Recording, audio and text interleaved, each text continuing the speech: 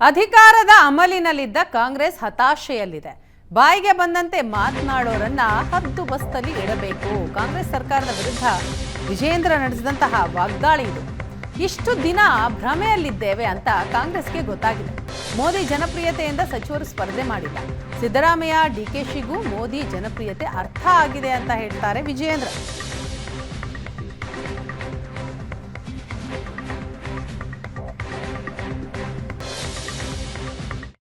ನಮ್ಮ ಎದುರಾಳಿಗಳನ್ನ ಹದ್ಬಸ್ತಿನಲ್ಲಿ ಇಡ್ತಕ್ಕಂಥ ಕೆಲಸ ಆಗಲೇಬೇಕಾಗ್ತದೆ. ಇಲ್ಲಿದ್ರೆ ಎಲುಬಿಲ್ಲದ ನಾಲಿಗೆ.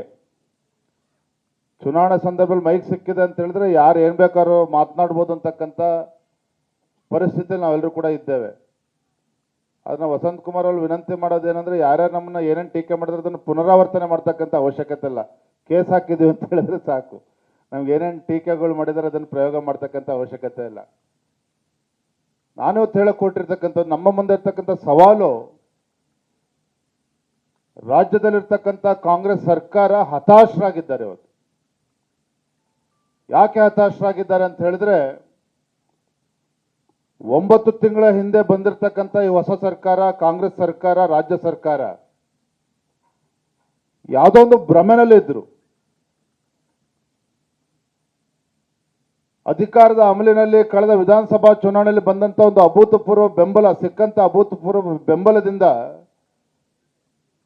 ಅಧಿಕಾರದ ಅಮಲಿನಲ್ಲಿ ತೇಲ್ತಾ ಇರ್ತಕ್ಕಂಥ ಕಾಂಗ್ರೆಸ್ ಸರ್ಕಾರ ಇವತ್ತು ಕ್ರಮೇಣವಾಗಿ ಜ್ಞಾನೋದಯ ಆಗ್ತಾ ಇದೆ. ರಾಜ್ಯದ ಮುಖ್ಯಮಂತ್ರಿ